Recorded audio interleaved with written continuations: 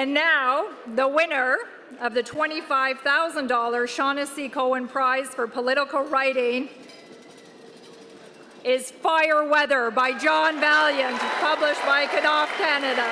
Oh boy. Oh wow.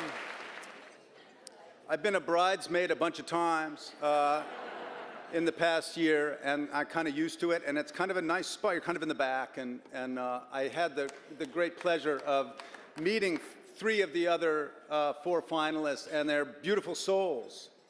And there is a really sweet time when it's just the 4 of you or the 5 of you, and you're all equal together.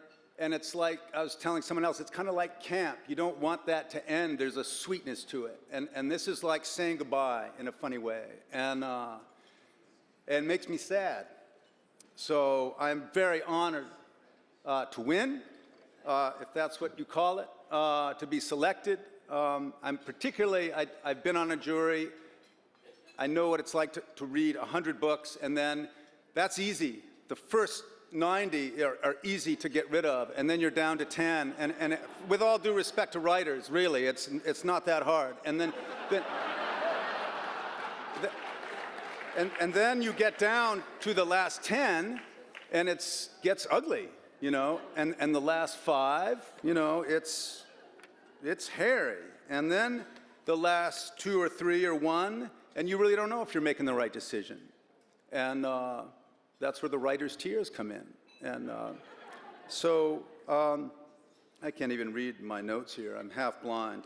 This book took me 7 years, and it, you know, turned my hair gray and wrecked my eyes. But thank you. A lot of deepest gratitude is in order. First and foremost, to my dear wife, Nora, who is over there somewhere.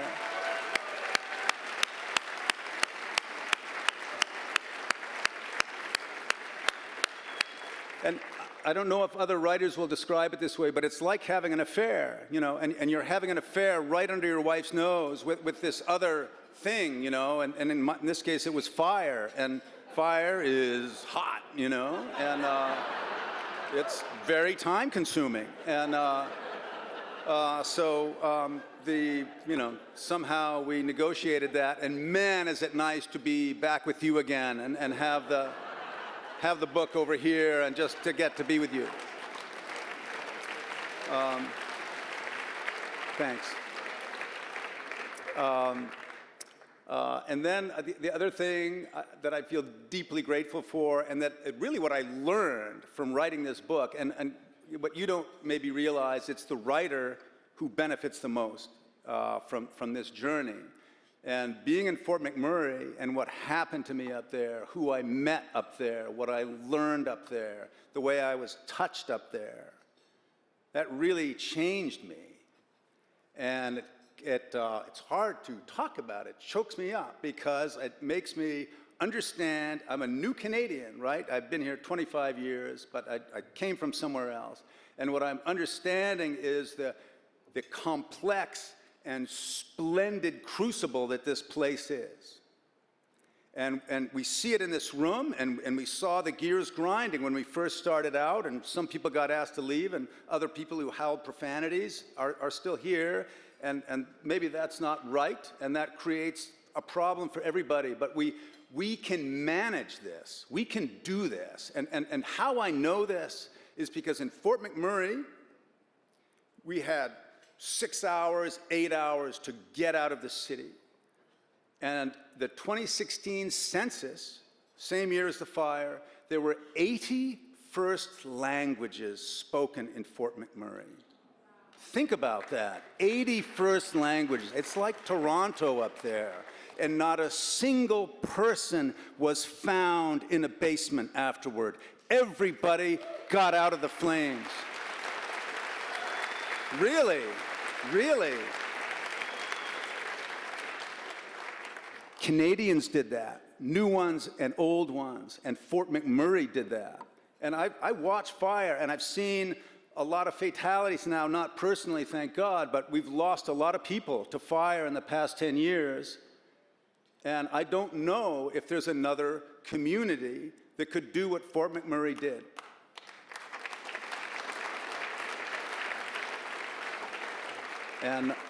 And I went in there, I didn't know a soul when I got up there. And I met a lot of people who, I mean, just imagine, you know, hi, I'm from Vancouver, you know, tell me about the worst day of your life, you know? And there's a 2-word answer to that. It's totally acceptable, you know? It's totally justified. And nobody said that to me. People sat down with me for hours, and we just went through it, you know?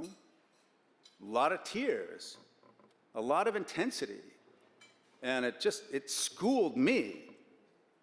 So that's what, it took me a stupidly long time to write this book, but in a way, it deserves it, because it was complicated and hard, and I think the place we're at right now in Canada is complicated and hard. Really. And how do you show your love for the country? And one of the ways we can do that is by taking time with people we don't know.